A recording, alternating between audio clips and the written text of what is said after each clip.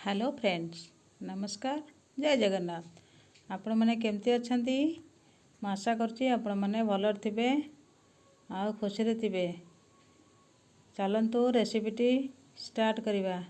रेसिपीटी start करिबा पूर्वरु आपण मैंने जदि हम चैनल रे नुआ करी अच्छंती ताहले please like share and subscribe करिया को आदौ भी भूलंतु नहीं।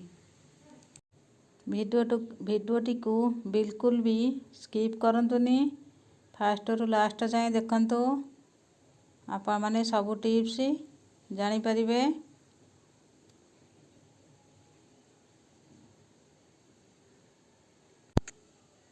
चाउल वर्तमान पई मु किले नेइची।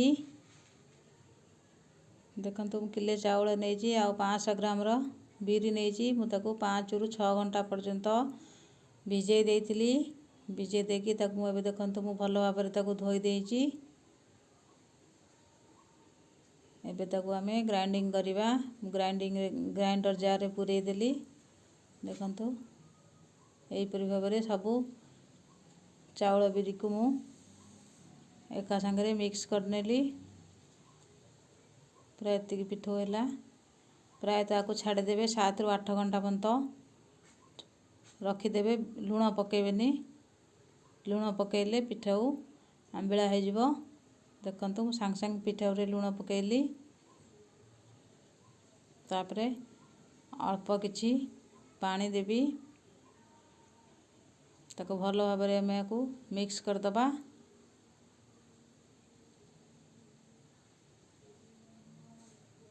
देखंतु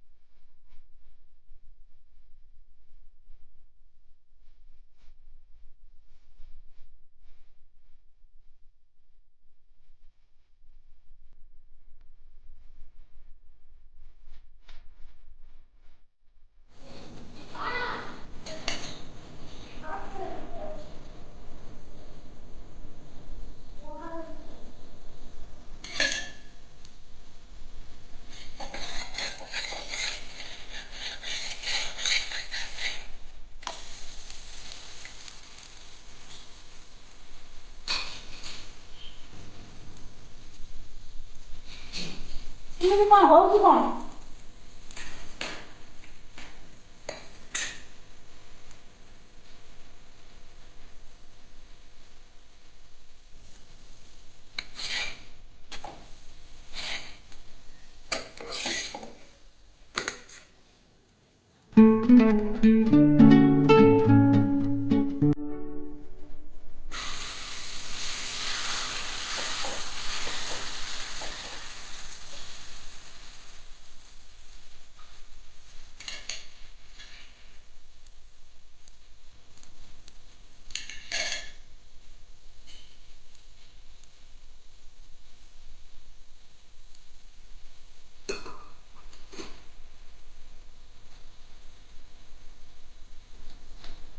Hindi ko na pala mag-left.